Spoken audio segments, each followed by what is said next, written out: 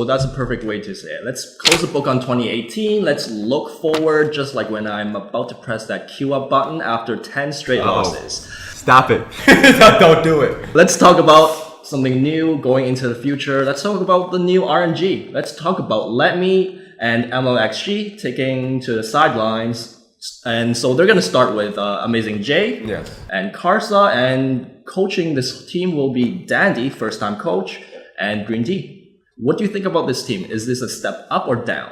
I'm going to come out and go with the opinion that's probably a step down. Every time you take a successful team, a well-oiled machine, arguably the best team of 2018 up until Worlds, and you take 4 roster changes, pretty big roster changes by the way, onto the team, I think that's a huge hit. For sure, Spring Split, they're going to lose a lot of their momentum, and I think they're actually going to have to restructure their team a little bit. This is probably what they're looking to do anyway by bringing Amazing J in, but honestly, I feel like it's a step down. They're not going to have that explosive X factor for tournaments. Remember, MLXG, he was reading the enemy jungle path from the sidelines during those tournaments. That's why they brought him in on those game 5s for that extra push.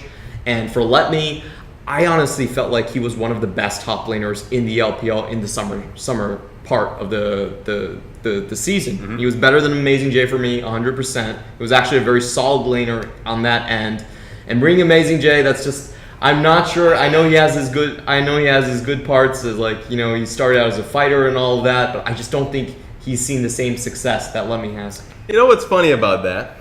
You know, even though obviously Amazing J hasn't had like the most successful year with BLG, but like, guess who was topping the damage soaking charts in all of the statistics? All you need to do is play a tank. That's what he was doing. Lemmy was doing the same thing, and what happened to him? But like my take on it is, I would disagree completely in the sense that I think that they're going to be better off. We're talking about like year long. Initially, Spring Split can be a little bit of a like. I agree with like the whole Let Me synergy vibe. Yeah. Let Me obviously understood the team to a T, and he could play to that very well. I think that it's going to be a little bit of difficulties bringing on anybody to that kind of a roster.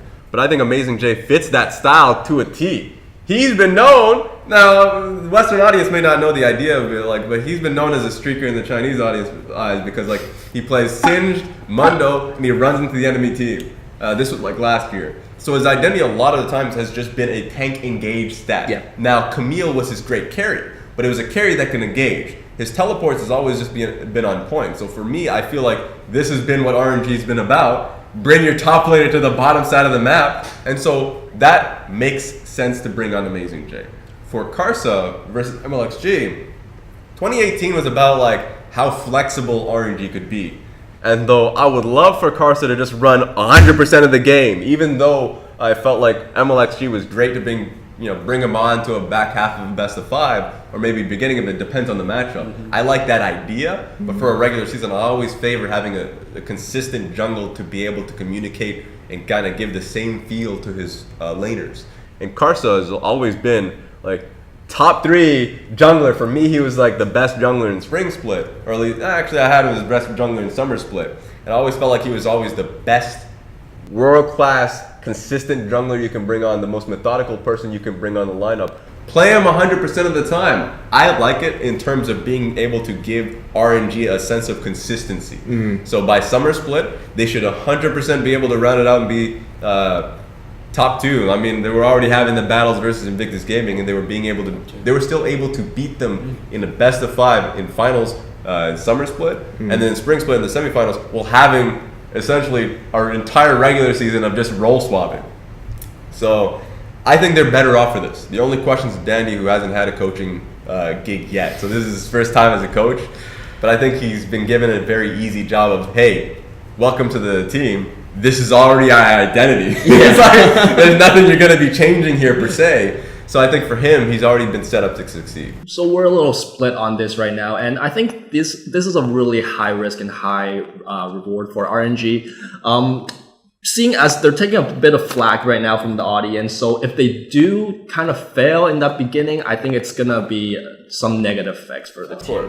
Team's mentality in No, RNG's gonna be fine. They've never actually finished like top in terms of regular split, so they're gonna be okay living with that for a while. That was a funny thing during the summer split where they were like, are they even going to be making third or fourth? They were so like Eastern Conference was very competitive at the time, and RNG because they were not running Uzi like from the beginning, and when they brought him up, there was not an 80 carry oriented meta. You're playing mages, and he said no. I'm just gonna sit this split off. Yeah, it's like, Just sign me up with Reckless on the bench.